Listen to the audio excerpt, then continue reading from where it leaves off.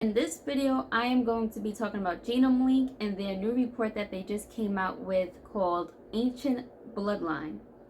So when it comes to DNA testing, I always take it with a grain of salt just because every 6 months my DNA is always getting updated, like with Ancestry.com.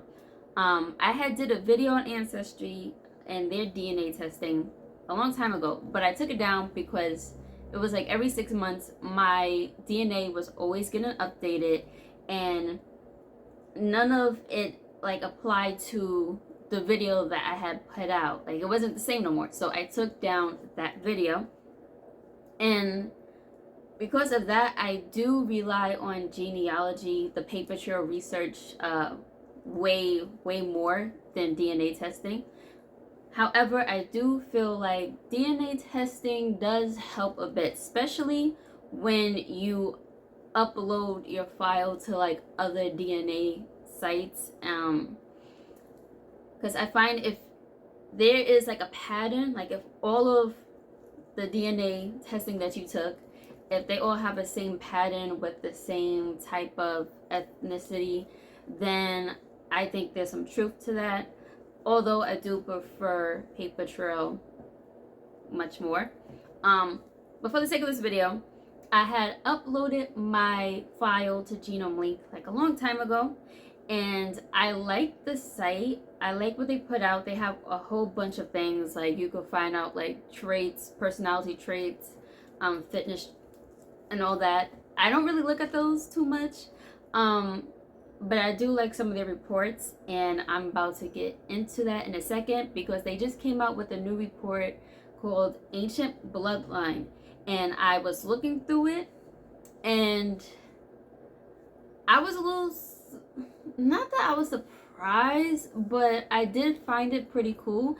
And if I'm not mistaken, because this is pretty new and I'm not a professional at this, I think with this report they're going off of archaeological, like real archaeological sites that's been digged up, and the bones that they've found from like mummies or whatever.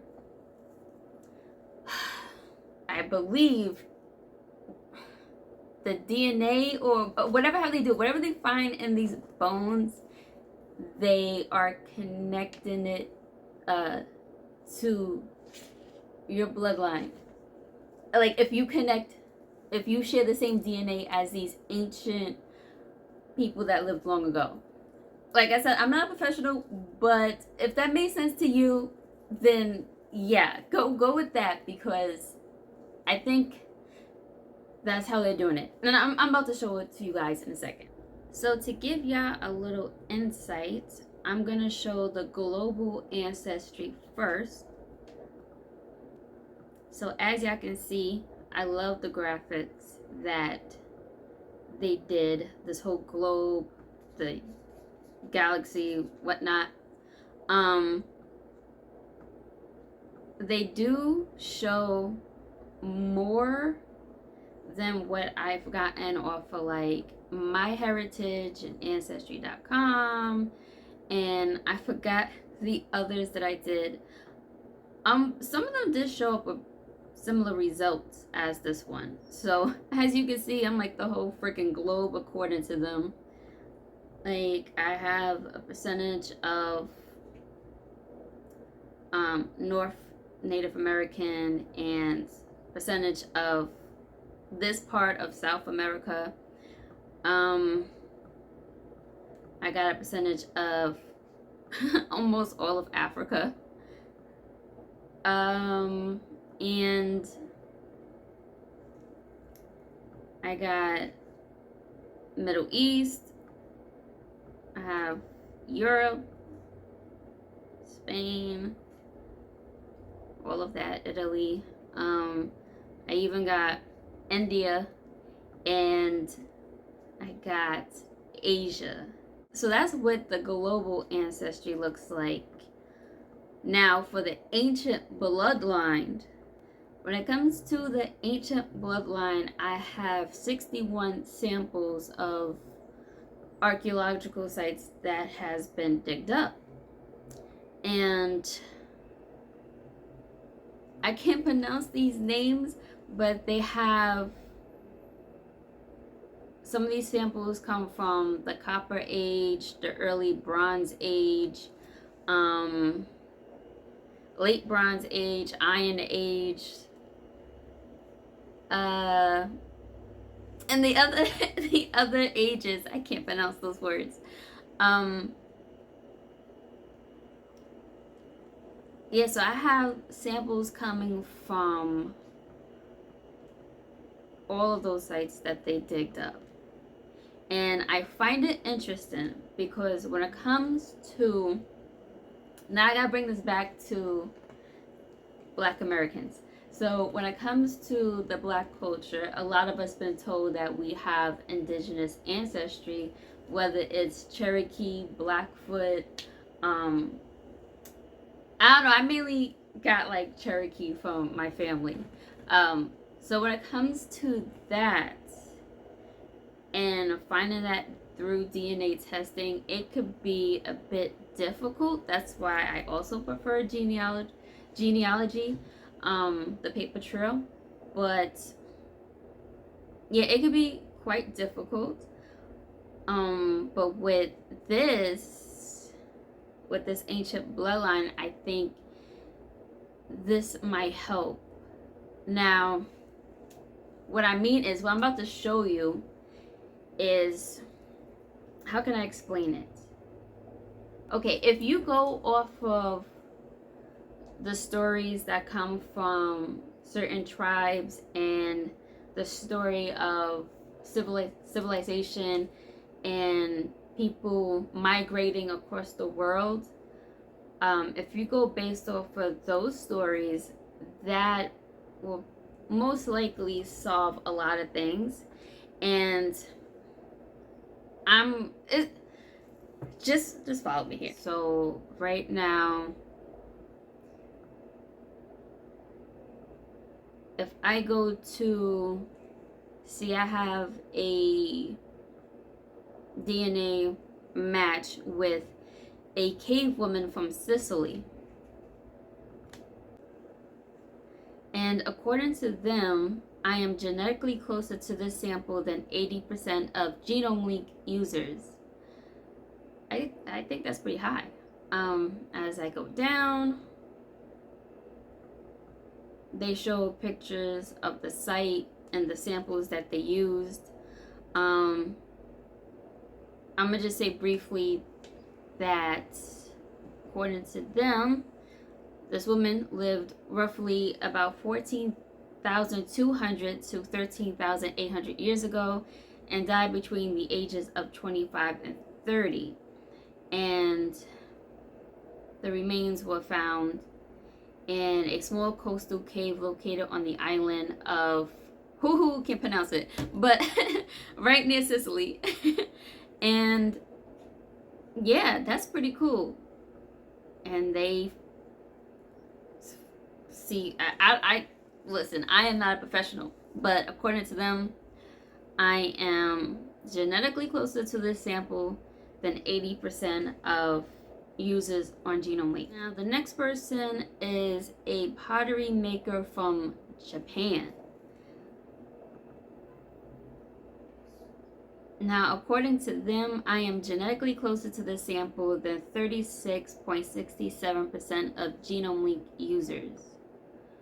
And according to them, this sample, known as 5F, is from a hunter-gatherer man whose remains were unearthed, found in a northern part of some island in Japan. And they talk a little bit more about that. But according to them, I am genetically a match, apparently. Now, there is some that's still pending. If I go here, I have, they're not showing up on the screen, but I have a lot of ancient relatives, supposedly, or me having a connection to some of these archaeological sites findings. I have a lot of them in the Middle East, and I even have a Egyptian mummy man that is still pending. So the results aren't in just yet. So right here, I supposedly have some type of connection to this ancient Egyptian mummy man. Now, the results aren't in yet. It's still preparing. I already knew I have the Egyptian and like Middle East in my DNA, but I still find this pretty stinking cool. This is a lot to read for this video.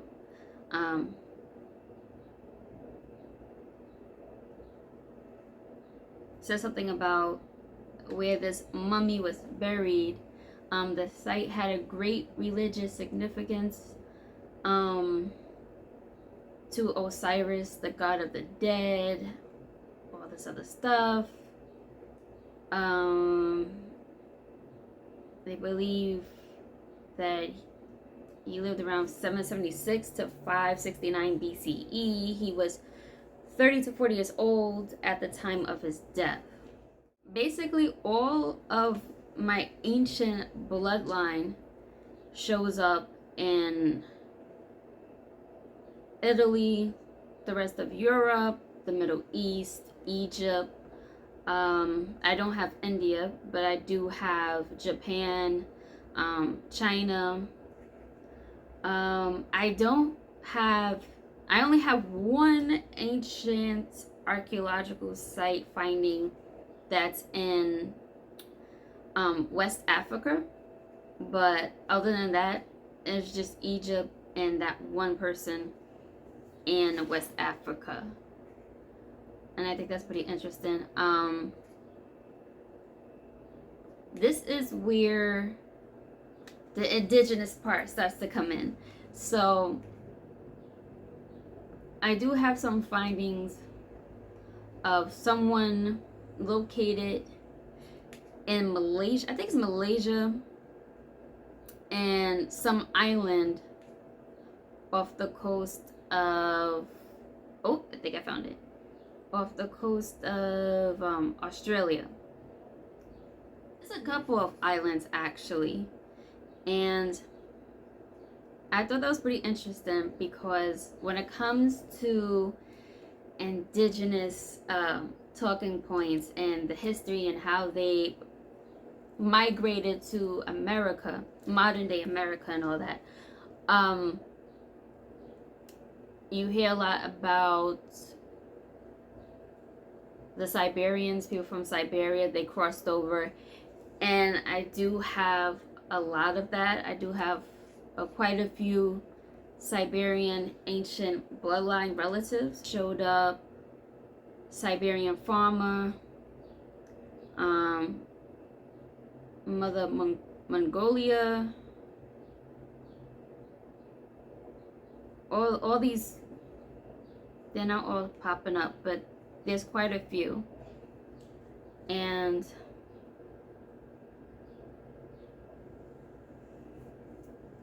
when I think about, of course I gotta use myself as an example.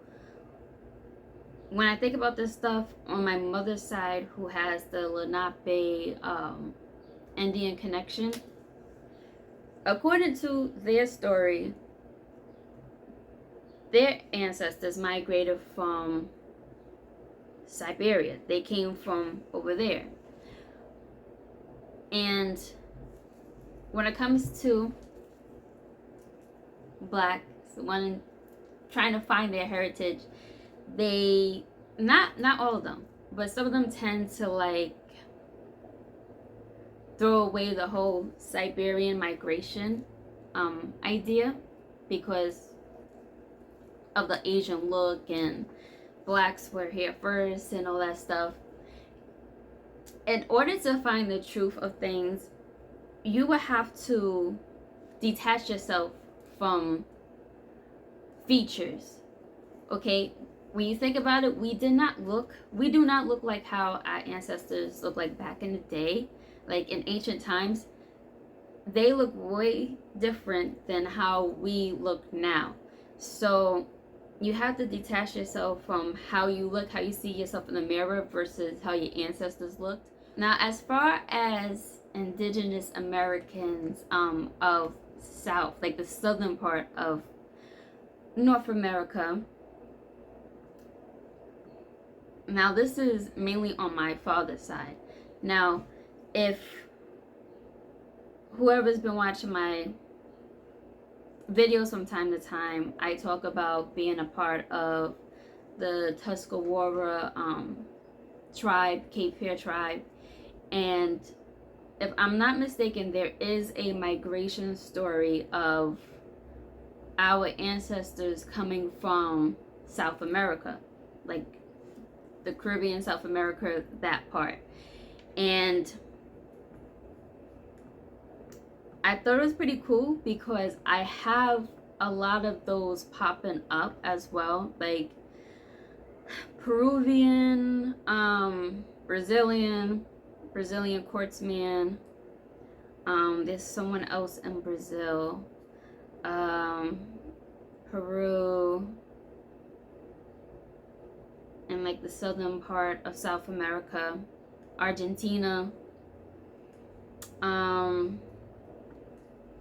even like Central America, like Belize.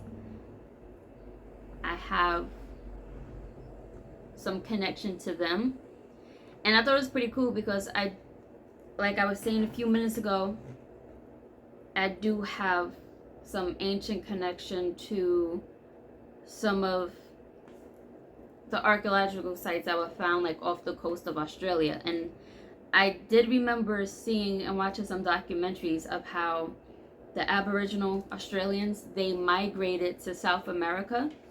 And I am going to show one example because I don't want to make this video too long. Somewhere along these lines, they speak about how some of these ancient people from that part of South America has Australian genetic tracings. And as you can see, according to them, this is what this man looked like. Way completely different than how we look today. But according to my southern indigenous roots, our ancestors had migrated through like South America and stuff like that. So when you're doing these type of testings and you're finding like Siberian or like South America, it could all be very linked to your indigenous side of North America. And then there's some other stuff that I find interesting. According to them, I have a connection to a site that was found of a Native American woman in California, and someone in Alaska. Here we go. British Columbian ancestor of the Native Americans. I don't know how. I mean, I guess if I go off the migration stories, then okay. So as you can see, it's a lot, and I'm gonna have to take my time going through some of these archaeological sites and information that they're giving, but I find this pretty useful and pretty cool. I had European, Middle East, Asia, Siberia, the areas around Australia, South America, California. It's a lot. Even I do have ancestry going back to Belize. And oh, one more thing, I find this pretty interesting. That this is why I kind of believe this information that they're putting out, because I have a ancestor that came from Cuba, a Cuban fisherman. And the reason why I find this one very interesting is because on my mother's side, I've been told stories of having a Cuban ancestor, and the story goes they came here illegally. Like, they got on a boat and came here, and one of the relatives had drowned along the way.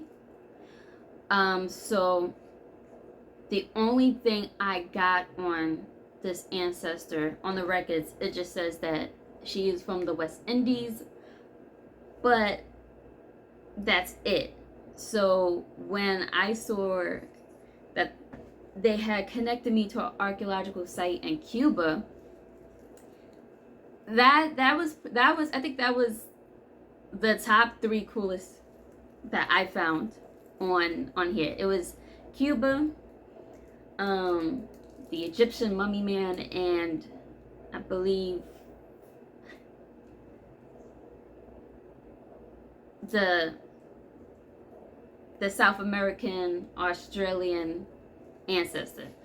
Those 3 I found were like pretty cool. That's it for this video. I do recommend uploading your DNA to Genomelink.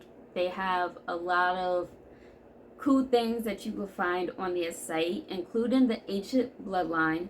You'll be surprised what you'll find. So yeah, definitely get that. And I'm gonna end this video.